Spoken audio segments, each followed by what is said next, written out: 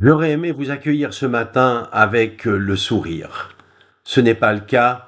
Je viens d'apprendre que le tribunal fédéral a refusé le recours de la maman de Bénédicte pour des raisons de forme.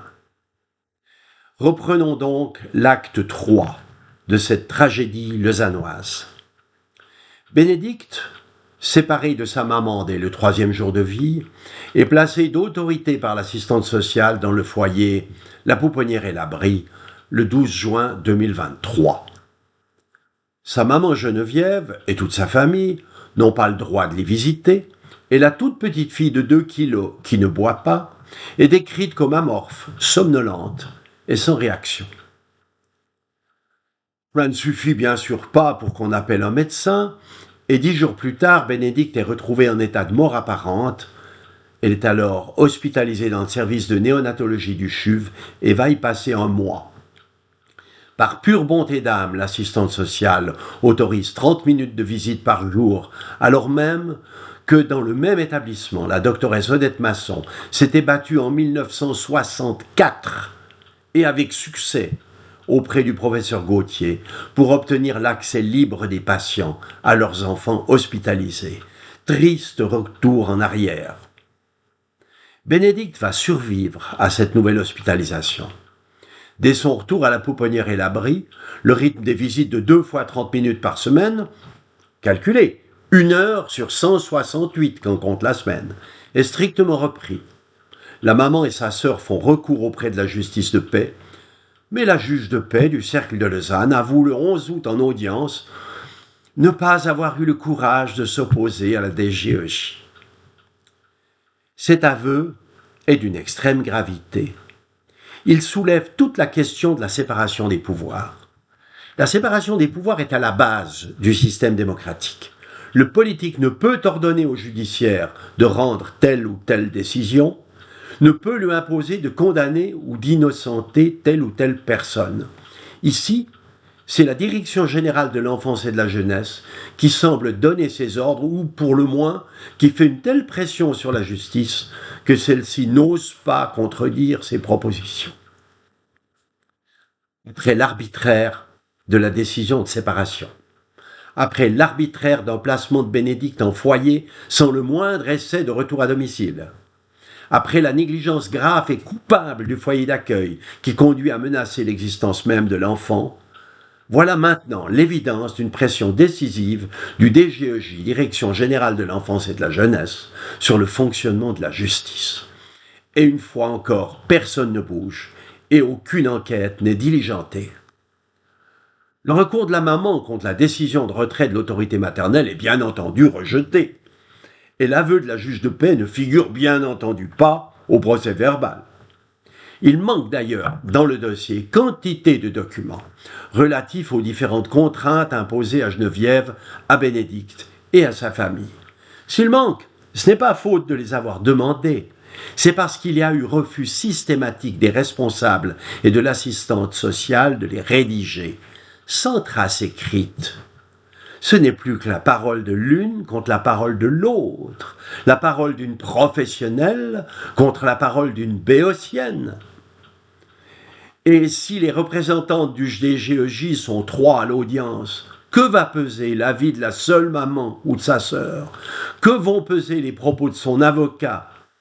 Que pèsent les avis experts des médecins qui se penchent avec inquiétude sur la situation du bébé? Je vous le demande.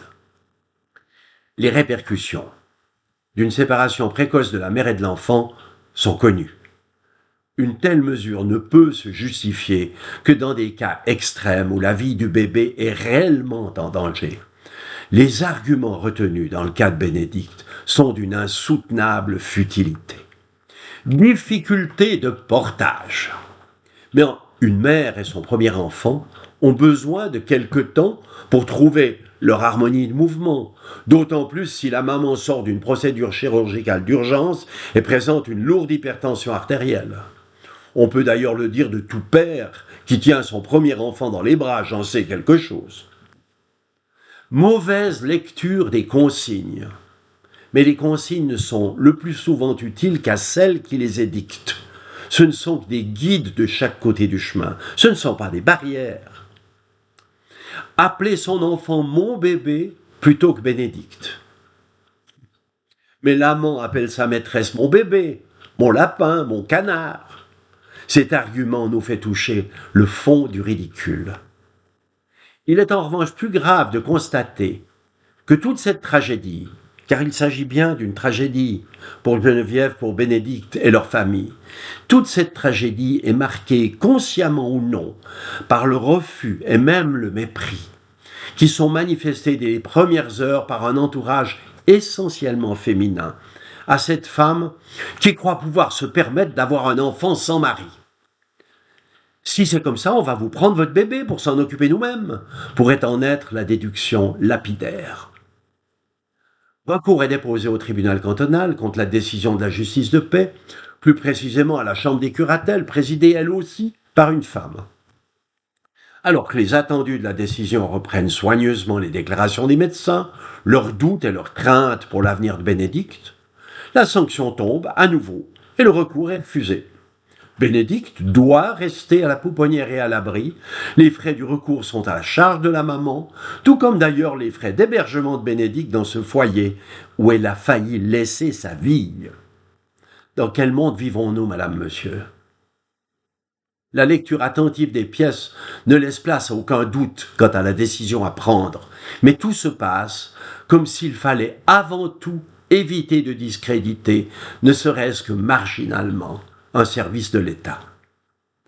Lorsque j'ai suivi mes cours de psychiatrie, j'ai retenu le terme de paranoïa et sa définition.